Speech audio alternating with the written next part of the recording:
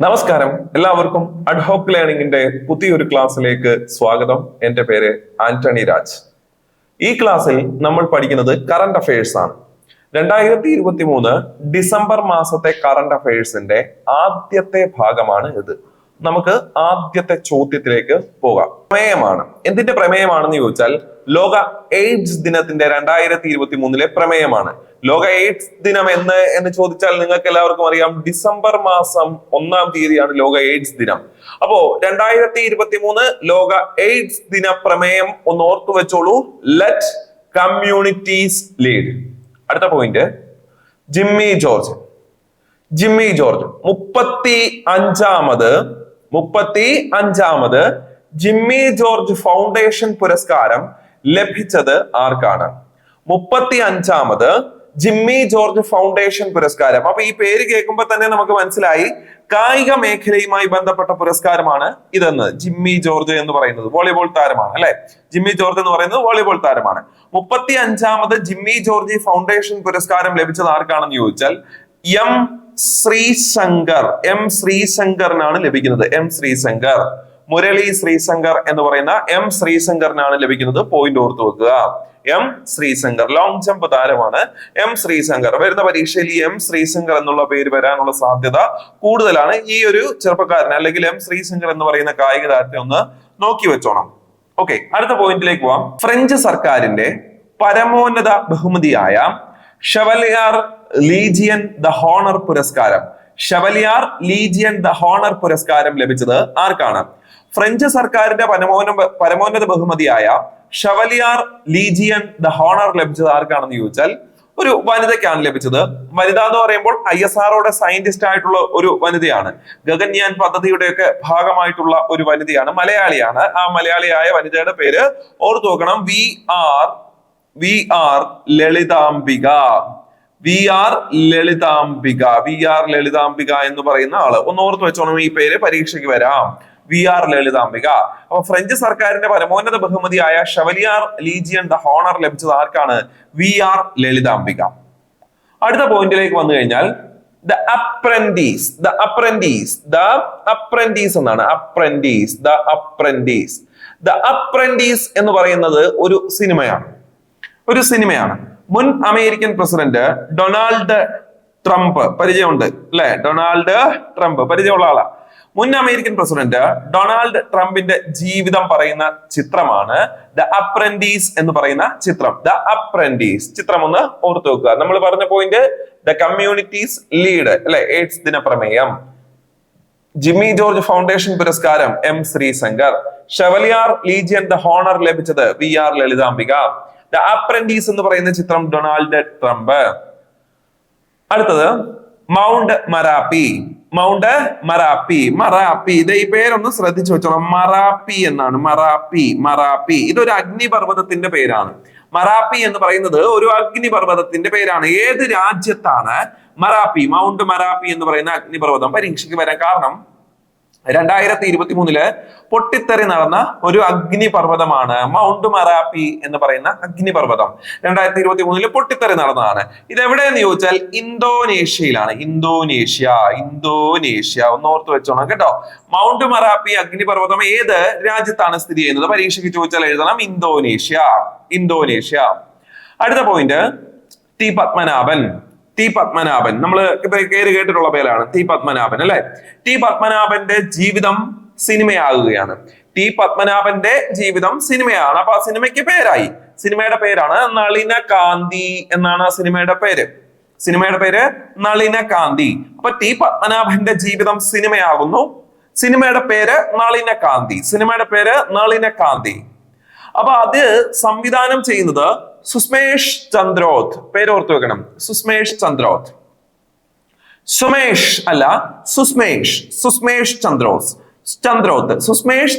എന്നാണ് പേര്.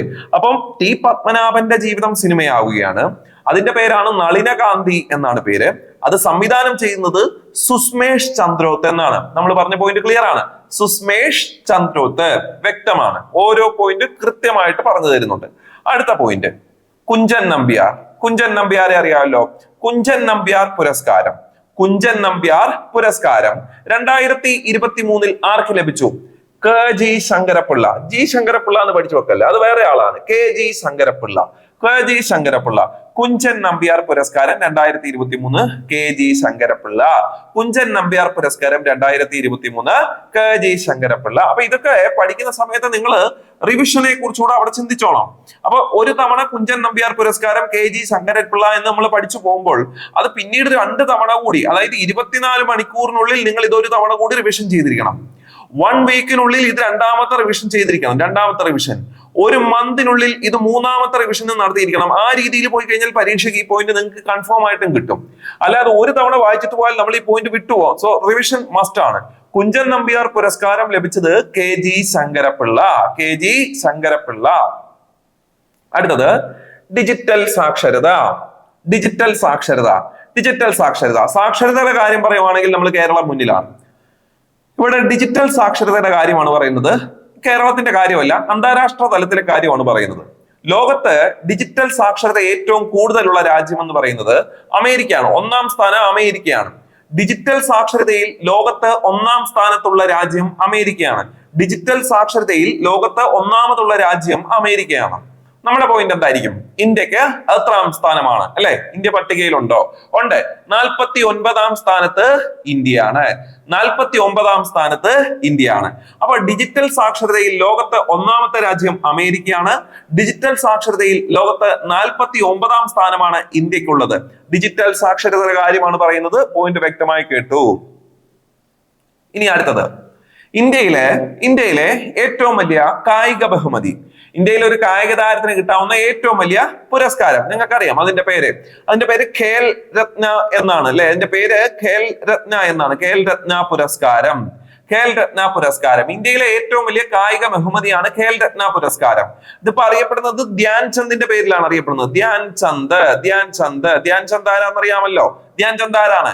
ധ്യാൻ ചന്ദ് എന്ന് പറയുന്നത് ഹോക്കി താരമാണ്. ഹോക്കി മാന്ത്രികൻ എന്നറിയപ്പെടുന്ന താരമാണ് ധ്യാൻ ചന്ദ്. അപ്പോ മേജർ ധ്യാൻ ചന്ദ് ഖേൽ രത്ന പുരസ്കാരം അറിയാം. ഇനി അതുപോലെ തന്നെ മറ്റൊരു പുരസ്കാരം അർജുന അവാർഡ്.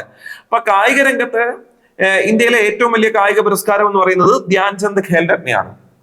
ധ്യാൻ ചന്ദ് ഖേൽ രത്ന നിലവിൽ വരുന്നതിന് മുമ്പ് ഇന്ത്യയിലെ ഏറ്റവും വലിയ കായിക പുരസ്കാരം അർജുന അവാർഡായിരുന്നു. ഇനി കായിക പരിശീലകന്മാർക്ക് നൽകുന്ന പുരസ്കാരമുണ്ട്. അതിന്റെ പേര് ദ്രോണാചാര്യ. കേട്ടിട്ടുണ്ട്? ദ്രോണാചാര്യ പുരസ്കാരം. അപ്പോ നമ്മുടെ പോയിന്റിലേക്ക് നമ്മൾ വരികയാണ്. ഈ പുരസ്കാരങ്ങളുമായി ബന്ധപ്പെട്ടാണ് നമ്മുടെ ചോദ്യം. അതുകൊണ്ടാണ് ഇത് ഇവിടെ പറഞ്ഞത്. ഖേൽ രത്ന പുരസ്കാരം, അർജുന അവാർഡ്, ദ്രോണാചാര്യ അവാർഡ് എന്നിവ നിർണയിക്കുന്നതിനായിട്ട് കേന്ദ്ര സർക്കാർ ഒരു സമിതിയെ നിയോഗിച്ചു. ഖേൽ രത്ന പുരസ്കാരം, അർജുന അവാർഡ്, ദ്രോണാചാര്യ അവാർഡ് ഇവ പ്രഖ്യാപിക്കുന്നതിനായിട്ട് അല്ലെങ്കിൽ ഇത് നിർണയിക്കുന്നതിനായിട്ട് കേന്ദ്ര സർക്കാർ ഒരു സമിതിയെ നിയോഗിച്ചു. ആ സമിതിയുടെ അധ്യക്ഷനായിരുന്നു ജസ്റ്റിസ് എം ഖാൻവിൽക്കർ എന്നാണ് പേര്. Justice M Khanwilkar. ഖാൻ അവിടെ ഖാൻ എന്നുള്ള പേര് ഓർത്തോണം. ഖാൻ വിൽക്കർ അത് തന്നെ. ഖാൻ, സൽമാൻ ഖാൻ ഉണ്ട്, ഷാരൂഖ് ഖാൻ ഉണ്ട്, അമീർ ഖാൻ ഉണ്ട്, ഒരുപാട് സൈഫ് അലി ഖാൻ ഉണ്ട്, ഒരുപാട് ഖാൻ ഉണ്ട്. ഖാൻ വിൽക്കർ. ഖാൻ വിൽക്കർ. അങ്ങനെ ഒരു ചിന്തിച്ചാൽ മതി, ആ പേരൊക്കെ എളുപ്പമാവും. അല്ലാതെ ആ പേര് ഖാൻ വിൽക്കർ ഭയങ്കര ബുദ്ധിമുട്ടാണല്ലോ. നിങ്ങൾക്ക് ഖാൻ അറിയാം സുഹൃത്തുക്കളെ, വിൽക്കൽ എന്നും കേട്ടിട്ടുണ്ട്. ഖാൻ വിൽക്കർ കഴിഞ്ഞു. ഖാൻ വിൽക്കർ അത്രേ ഉള്ളൂ. ഇനി ഒരു പുതിയ മുഖ്യമന്ത്രി വന്നിട്ടുണ്ട്. തെലങ്കാനയുടെയാണ്. തെലങ്കാനയുടെ പുതിയ മുഖ്യമന്ത്രിയുടെ പേര് രേവന്ത് റെഡ്ഡി. എന്താണ് പേര്? രേവന്ത് റെഡ്ഡി എന്നാണ് പേര്. തെലങ്കാന മുഖ്യമന്ത്രിയുടെ പേര് രേവന്ത് റെഡ്ഡി. തെലങ്കാന മുഖ്യമന്ത്രിയുടെ പേര് രേവന്ത് റെഡ്ഡി എന്നാണ്. അപ്പൊ ഇതൊക്കെ ക്വസ്റ്റ്യൻ പേപ്പറിൽ വരാം. തെലങ്കാനയുടെ മുഖ്യമന്ത്രിയുടെ പേര് ഓക്കെ, രേവന്ത് റെഡ്ഡി. ഇനി വരുന്ന വഴി കുറച്ച് മുഖ്യമന്ത്രിമാരെ കൂടെ പഠിക്കും. അപ്പൊ ഇവരെ രേവന്ത് റെഡ്ഡിയെ മറന്നുപോലെ. തെലങ്കാന മുഖ്യമന്ത്രിയുടെ പേര് രേവന്ത് റെഡ്ഡി. അടുത്തത് നാഷണൽ ക്രൈം റെക്കോർഡ്സ് ബ്യൂറോയുടെ കണക്ക് പ്രകാരം national crime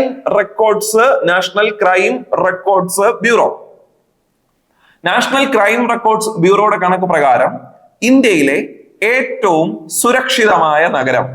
national crime records ബ്യൂറോയുടെ കണക്ക് പ്രകാരം ഇന്ത്യയിലെ ഏറ്റവും സുരക്ഷിതമായ നഗരം ഏതാണെന്ന് ചോദിച്ചാൽ അത് കൊൽക്കത്തയാണ്. കൊൽക്കത്ത. നാഷണൽ ക്രൈം റെക്കോർഡ്സ് ബ്യൂറോയുടെ കണക്ക് പ്രകാരം ഇന്ത്യയിലെ ഏറ്റവും സുരക്ഷിതമായ നഗരം കൊൽക്കത്തയാണ്. കൊൽക്കത്ത. ഇന്ത്യയുടെ സാംസ്കാരിക തലസ്ഥാനമായ കൊൽക്കത്ത. ഇന്ത്യയിലെ ആദ്യത്തെ അണ്ടർ വാട്ടർ മെട്രോ വന്ന കൊൽക്കത്ത. ഇന്ത്യയിലെ ആദ്യത്തെ മെട്രോ വന്ന കൊൽക്കത്ത. ശാസ്ത്ര നഗരമായ കൊൽക്കത്ത. സന്തോഷ നഗരമായ Kolkata. Botanical survey of India സ്ഥിതി ചെയ്യുന്ന Kolkata. Zoological survey of India സ്ഥിതി ചെയ്യുന്ന കൊൽക്കത്ത. ഇന്ത്യയിലെ ആദ്യത്തെ ജനറൽ പോസ്റ്റ് ഓഫീസ് വന്ന കൊൽക്കത്ത. ഇന്ത്യയിലെ ആദ്യത്തെ മെഡിക്കൽ കോളേജ് വന്ന കൊൽക്കത്ത. നേതാജി സുഭാഷ് ചന്ദ്രബോസ് എയർപോർട്ട് സ്ഥിതി ചെയ്യുന്ന കൊൽക്കത്ത. അല്ലെങ്കിൽ ആ വിമാനത്താവളത്തിന് മറ്റൊരു പേരാണ് ഡം വിമാനത്താവളം. ഗാർഡൻ റീച്ച് കപ്പൽ നിർമ്മാണശാല സ്ഥിതി ചെയ്യുന്ന കൊൽക്കത്ത. സത്യജിത് റേ ഫിലിം ഇൻസ്റ്റിറ്റ്യൂട്ട് സ്ഥിതി ചെയ്യുന്ന കൊൽക്കത്ത. ഇന്ത്യയിലെ ആദ്യത്തെ ബ്ലഡ് ബാങ്ക് വന്ന കൊൽക്കത്ത. വെസ്റ്റ് ബംഗാളിന്റെ ക്യാപിറ്റലായ കൊൽക്കത്ത. ഇന്ത്യയുടെ സാംസ്കാരിക തലസ്ഥാനമായ കൊൽക്കത്ത. അല്ലെ, കൊൽക്കത്ത. ഇനിയുമുണ്ട് കൊൽക്കത്ത, തൽക്കാലം അവിടെ നിൽക്കട്ടെ. അപ്പൊ കൊൽക്കത്ത. അപ്പൊ കൊൽക്കത്തയെ കുറിച്ചാണ് പറഞ്ഞത്. നാഷണൽ ക്രൈം റെക്കോർഡ്സ് ബ്യൂറോയുടെ കണക്ക് പ്രകാരം ഇന്ത്യയിലെ ഏറ്റവും സുരക്ഷിതമായ നഗരം ഏതാണെന്ന് ചോദിച്ചാൽ അത് കൊൽക്കത്തയാണ്. അടുത്ത പോയിന്റിലേക്ക് വന്നു കഴിഞ്ഞാൽ ടൈം മാഗസിൻ കേട്ടിട്ടുണ്ട്. ടൈം മാഗസിന്റെ അത്ലറ്റ് ഓഫ് ദി ഇയർ പുരസ്കാരം ലഭിച്ചത് ആർക്കാണ്? ടൈം മാഗസിന്റെ അത്ലറ്റ് ഓഫ് ദി ഇയർ പുരസ്കാരം ലഭിച്ചതും എളുപ്പമാണ്. അദ്ദേഹത്തിന്റെ പേര് നിങ്ങൾക്ക് അറിയാം, ലയണൽ മെസ്സി. ടൈം മാഗസിന്റെ അത്ലറ്റ് ഓഫ് ദി ഇയർ പുരസ്കാരം ലഭിച്ചത് ആർക്കാണെന്ന് ചോദിച്ചാൽ ലയണൽ മെസ്സിക്കാണ് ലഭിക്കുന്നത്. Lionel Messi. അടുത്ത പോയിന്റ് നമ്മുടെ ഇന്ത്യക്കാരുമായി ബന്ധപ്പെട്ട ഒരു പോയിന്റ് ആണ് വീണ്ടും. അതായത് ഫോബ്സ് മാസിക ഒരു പട്ടിക തയ്യാറാക്കി. പട്ടിക ഇതാണ്: ലോകത്തിലെ ഏറ്റവും ശക്തരായ 100 വനിതകൾ. ലോകത്തിലെ ഏറ്റവും ശക്തരായ 100 വനിതകൾ. ലോകത്തിലെ ഏറ്റവും ശക്തരായ 100 വനിതകൾ. ഫോബ്സ് മാസിക തയ്യാറാക്കിയ ലോകത്തിലെ ഏറ്റവും ശക്തരായ 100 വനിതകളുടെ പട്ടികയിൽ തുടർച്ചയായി അഞ്ചാം തവണയും ഉൾപ്പെട്ട ഒരു ഇന്ത്യൻ വനിതയുണ്ട്. പേര് നിർമ്മല സീതാരാമൻ. അല്ലെ, നമ്മുടെ ധനകാര്യമന്ത്രിയായ നിർമ്മല സീതാരാമൻ. അപ്പൊ നമ്മുടെ പോയിന്റ് ക്ലിയർ ആണ്. ഫോബ്സ് മാസികയിൽ ലോകത്തിലെ ഏറ്റവും ശക്തരായ 100 വനിതകളുടെ പട്ടികയിൽ തുടർച്ചയായി 5ാം തവണയും ഉൾപ്പെട്ട ഇന്ത്യയുടെ ധനകാര്യമന്ത്രിയായ നിർമ്മല സീതാരാമന്റെ പേര് നിങ്ങൾ അവിടെ ഓർത്തിരിക്കണം. നിർമ്മല സീതാരാമൻ. അടുത്ത പോയിന്റ്, ടൈം മാഗസിന്റെ person of the year. Person of the year. നമ്മൾ നേരത്തെ പറഞ്ഞത് ടൈം മാഗസിന്റെ അത്ലറ്റ് ഓഫ് ദി ഇയർ പുരസ്കാരം ലയണൽ മെസ്സി സ്വന്തമാക്കി എന്ന് നമ്മൾ പഠിച്ചു. ഇവിടെ നമ്മൾ പഠിക്കുന്നത് ടൈം മാഗസിന്റെ പേഴ്സൺ ഓഫ് ദി ഇയർ പുരസ്കാരം ലഭിച്ചത് ആർക്കാണ്? Taylor Swift. പോപ്പ് ഗായികയാണ് Taylor Swift. Person of the year പുരസ്കാരം ലഭിച്ചത് ടൈലർ സ്വിഫ്റ്റിനാണ്. ഒന്നോർത്ത് വെച്ചോണം. അത്ലറ്റ് ഓഫ് ദി ഇയറും പേഴ്സൺ ഓഫ് ദി ഇയറും രണ്ടാക്കി തന്നെ പഠിച്ചു വെക്കുക. ക്ലിയർ ആണ്. അടുത്ത പോയിന്റിലേക്ക് നമുക്ക് പോവാം. യുനെസ്കോയുടെ പൈതൃക പട്ടികയിലേക്ക് ഇന്ത്യയിൽ നിന്ന് ഒരു നൃത്ത രൂപം ഉൾപ്പെട്ടു. യുനെസ്കോയുടെ പൈതൃക പട്ടികയിലേക്ക് ഉൾപ്പെട്ട ഇന്ത്യയിൽ നിന്നുള്ള നൃത്ത രൂപമാണ് ഗർഭ നൃത്തരൂപം. ഗർഭ അല്ലെ, ഗർഭ എന്ന് പറയുന്ന നൃത്തരൂപം ഏത് സംസ്ഥാനത്തത്? ഇനി ഈ രീതിയിലും ചോദ്യം വരാം. ഗുജറാത്ത് ഓർത്തു വെച്ചോണം. ഗുജറാത്ത്, ഇതിഹാസങ്ങളുടെ നാട് എന്നറിയപ്പെടുന്ന സംസ്ഥാനമായ ഗുജറാത്ത്. ഏറ്റവും കൂടുതൽ കടൽ തീരമുള്ള സംസ്ഥാനമായ ഗുജറാത്ത്. ഏറ്റവും കൂടുതൽ ഉപ്പ് ഉൽപ്പാദിപ്പിക്കുന്ന സംസ്ഥാനമായ ഗുജറാത്ത്. ഗാന്ധിജി ജനിച്ച ഗുജറാത്ത്. നരേന്ദ്രമോദി ജനിച്ച ഗുജറാത്ത്. ലോകത്തിലെ ഏറ്റവും ഉയരം കൂടിയ പ്രതിമ സ്ഥിതി ചെയ്യുന്ന സംസ്ഥാനമായ ഗുജറാത്ത് സിംഹം എന്നൊക്കെ അറിയപ്പെടുന്നത് സർദാർ വല്ലഭായ് പട്ടേലാണ്. അപ്പം പൈതൃക പട്ടിക, യുനെസ്കോയുടെ പൈതൃക പട്ടികയിൽ ഉൾപ്പെട്ട ഗർഭ നൃത്ത രൂപം എവിടത്തെയാണ്? ഗുജറാത്തിലേതാണ്. പോയിന്റ് ക്ലിയർ ആണ്. അടുത്തത് BBC-യുടെ പൂർണ്ണരൂപം എന്ന് പറയുന്നത് ബ്രിട്ടീഷ് ബ്രോഡ്കാസ്റ്റിംഗ് കോർപ്പറേഷൻ. ലോകത്തിലെ ഏറ്റവും വലിയ ടെലിവിഷൻ സംരക്ഷണ സ്ഥാപനം. അല്ലെ, 20ാം നൂറ്റാണ്ടിലാണ് ഇത് ആരംഭിക്കുന്നത്. 1921 ഇത് ആരംഭിക്കുന്നത്. BBC, British broadcasting corporation. നമ്മുടെ പോയിന്റ് എന്താണെന്ന് ചോദിച്ചാൽ BBC-യുടെ ചെയർമാൻ, പുതിയ ചെയർമാന്റെ പേര് ഡോക്ടർ സമീർ ഡോക്ടർ സമീർ ഷാ. BBC-യുടെ ചെയർമാന്റെ പേര് ഡോക്ടർ സമീർ ഷാ എന്നാണ്. ഈ പേര് എന്തുകൊണ്ട് ഓർത്തിരിക്കണമെന്ന് ചോദിച്ചാൽ ഇദ്ദേഹം ഒരു ഇന്ത്യൻ വംശജനാണ്. ഒരു ഇന്ത്യൻ വംശജനായ സ്ഥിതിക്ക് ക്വസ്റ്റ്യൻ പേപ്പറിൽ വരാം. BBC-യുടെ ചെയർമാന്റെ പേര് ഡോക്ടർ സമീർ ഷാ എന്നാണ് പേര്. ഡോക്ടർ സമീർ ഷാ. അപ്പൊ ഈ ഒരു ഭാഗവുമായി ഈ ഒരു ഭാഗത്ത് പറഞ്ഞ കാര്യങ്ങൾ വ്യക്തമാണെന്ന് വിചാരിക്കുന്നു. അപ്പൊ ഇനി ഇങ്ങോട്ടൊരു വരവില്ല, നമ്മൾ അടുത്ത ഭാഗത്തേക്ക് പോവുകയാണ്. അടുത്ത ഭാഗത്ത് നമ്മൾ പത്രങ്ങളിൽ കൂടെ കണ്ട കാര്യമാണ് എന്ത്? തെലങ്കാന ഗവൺമെന്റ് എന്ത് പ്രഖ്യാപിച്ചു? ഗവൺമെന്റ് ബസ്സുകളിൽ സ്ത്രീകൾക്കെല്ലാം സൗജന്യ യാത്ര. അല്ലെ, ഗവൺമെന്റ് ബസ്സുകളിൽ സ്ത്രീകൾക്കെല്ലാം സൗജന്യ യാത്ര. നമ്മൾ പത്രങ്ങളിലൂടെ ഒക്കെ ടെലിവിഷനിലൂടെ ഒക്കെ നിങ്ങൾ കണ്ടതുമായ കാര്യങ്ങളാണ് അല്ലെ. ആ ബസ്സിലെ തിരക്കും സ്ത്രീകൾ ഇടിച്ചു കയറുന്നതും ഇങ്ങനെയുള്ള വാർത്തകൾ കണ്ടതാണ്. അപ്പം സ്ത്രീകൾക്കെല്ലാം ബസ്സിൽ സൗജന്യ യാത്ര പ്രഖ്യാപിച്ച തെലങ്കാന ഗവൺമെന്റിന്റെ പദ്ധതിയുടെ പേര്, പലരും പദ്ധതിയുടെ പേര് അവിടെ ശ്രദ്ധിച്ചു കാണാൻ വഴിയില്ല, അതുകൊണ്ട് ആ പദ്ധതിയുടെ പേരൊന്ന് പരിചയപ്പെടുത്തണം. മഹാലക്ഷ്മി പദ്ധതി. പദ്ധതിയുടെ പേരാണ് മഹാലക്ഷ്മി പദ്ധതി.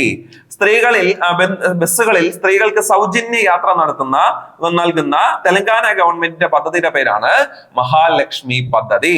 മഹാലക്ഷ്മി പദ്ധതി ഓർത്തിരിക്കുക. ഇനി അടുത്തത് മിസോറാം.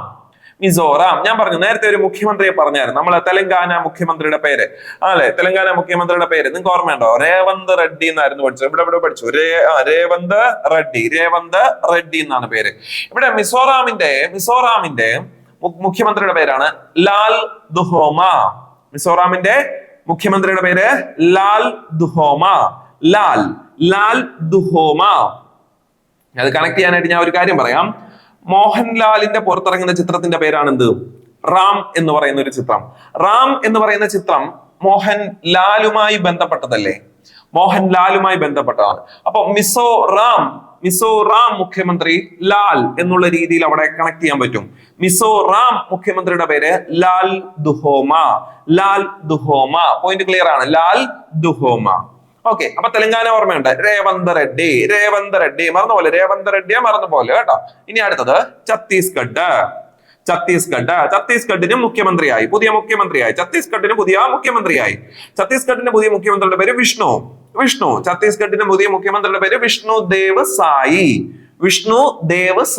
ഓർത്തു വെക്കണം, വിഷ്ണു ദേവ് സായി. ഛത്തീസ്ഗഡിന്റെ മുഖ്യമന്ത്രി വിഷ്ണു ദേവ് സായി. അപ്പൊ ആ പേര് എവിടെ ഓർക്കണം? വിഷ്ണു എന്നുള്ള പേര് അധികം ബുദ്ധിമുട്ടിക്കാത്ത പേരാണ്. ഛത്തീസ്ഗഡിന്റെ മുഖ്യമന്ത്രിയുടെ പേര് വിഷ്ണു ദേവ് സായി. അപ്പൊ മുഖ്യമന്ത്രിമാരെയൊക്കെ ഓർത്തിരിക്കുക. ഇനി അടുത്തത് ഇന്ത്യയിലെ ഏറ്റവും വേഗതയേറിയ വൈദ്യുത സൗരോർജ ബോട്ട്. വൈദ്യുതിയുടെയും സൗരോർജത്തിന്റെയും ഊർജത്തിൽ പ്രവർത്തിക്കുന്ന ബോട്ട്. ഇന്ത്യയിലെ ഏറ്റവും വേഗതയേറിയ വൈദ്യുത സൗരോർജ ബോട്ടിന്റെ പേരാണ് ബറാക്കുഡ എന്നായിരുന്നു പേര്. ബറാക്കുഡ. പേര് ഓർത്ത് നോക്കണം. ബറാക്കുഡ നല്ല പേരല്ലേ? ബറാക്കുഡ പറയാൻ തന്നെ ഒരു രസമുണ്ട്. ബറാക്കുഡ. അപ്പൊ ഈ ബറാക്കുഡ എന്ന് പറയുന്ന ബോട്ടിന്റെ പേര് ചെറുതായിട്ടൊന്ന് മാറി. എന്തായി? സൗരശക്തി എന്നാക്കി.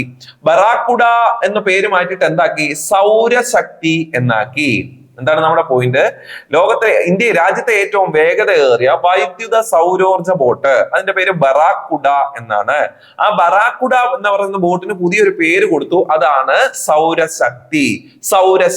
പോയിന്റ് ഓർത്ത് വെച്ചോണം. വൈദ്യുത സൗരോർജ ബോട്ടാണ് കേട്ടോ, ബറാക്കുഡ അല്ലെങ്കിൽ സൗരശക്തി.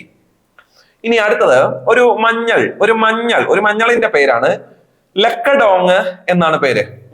മഞ്ഞളിന്റെ പേര് ഒരു മഞ്ഞളാണ് ലക്കഡോങ്. ഈ ലക്കഡോങ് എന്ന് പറയുന്ന മഞ്ഞൾ ഇതിന് GI ടാഗ് ലഭിച്ചു.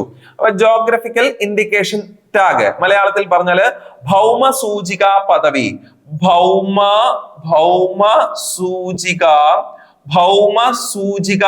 ലഭിച്ചു. അപ്പൊ ലക്കഡോങ് എന്ന് പറയുന്ന മഞ്ഞളിന് ഭൗമ സൂചിക പദവി ലഭിച്ചു. അല്ലെങ്കിൽ GI ടാഗ് ലഭിച്ചു. ലക്കഡോങ് എന്ന് പറയുന്ന മഞ്ഞൾ ഏത് സംസ്ഥാനത്തേതാണ്? മഞ്ഞൾ ഏത് സംസ്ഥാനത്തേതാണ്? മേഘാലയ സംസ്ഥാനത്തേതാണ്. ഓർത്തു വെക്കുക. ലക്കഡോങ് മേഘാലയ സംസ്ഥാനത്തിൻ്റെതാണ്. ഓക്കെ, അടുത്തത് വീണ്ടും ഒരു മുഖ്യമന്ത്രിയെ കുറിച്ചാണ് പറയാനുള്ളത്. മുഖ്യമന്ത്രിയുടെ പേര് മോഹൻ യാദവ്. മുഖ്യമന്ത്രിയുടെ പേര് മോഹൻ യാദവ്. മോഹൻ യാദവ്. എവിടുത്തത്? മധ്യപ്രദേശ്. മധ്യപ്രദേശ്. മധ്യപ്രദേശ് മുഖ്യമന്ത്രിയുടെ പേരെന്ത്? മധ്യപ്രദേശ് മുഖ്യമന്ത്രിയുടെ പേര് മോഹൻ യാദവ് എന്നാണ്. മോഹൻ യാദവ്. നമ്മൾ പറഞ്ഞതേ, നിങ്ങള് മുഖ്യമന്ത്രിമാര് തെലങ്കാന രേവന്ത് റെഡ്ഡി, ഒന്ന് പ്രത്യേകം പരിഗണിച്ചോണേ. തെലങ്കാന രേവന്ത് റെഡ്ഡി. മിസോറാം ലാൽ ദുഹോമ. ലാൽ ദുഹോമ. ഛത്തീസ്ഗഡ് വിഷ്ണുദേവ് സായി. വിഷ്ണുദേവ് സായി. മധ്യപ്രദേശ് മോഹൻ യാദവ്. മോഹൻ യാദവ്. ഇപ്പൊ 4 സംസ്ഥാനത്തെ പുതിയ മുഖ്യമന്ത്രിമാരുടെ പേരുകളോളം നമ്മൾ ഈ ഒരു ക്ലാസ്സിൽ തന്നെ പരിചയപ്പെട്ടിട്ടുണ്ട്. ഓക്കെ, അപ്പം 2023 ഡിസംബർ മാസത്തെ കറന്റ് അഫയേഴ്സിന്റെ ആദ്യത്തെ പാർട്ടാണ് നമ്മൾ ഇത്രയും നേരം പറഞ്ഞുകൊണ്ടിരുന്നത്. പറഞ്ഞ ഇത്രയും കാര്യങ്ങൾ മനസ്സിലായി എന്ന പ്രതീക്ഷയോടുകൂടി തൽക്കാലം ഇവിടെ ഈ ക്ലാസ് വൈൻഡപ്പ് ചെയ്യുകയാണ്. എല്ലാവർക്കും നന്ദി.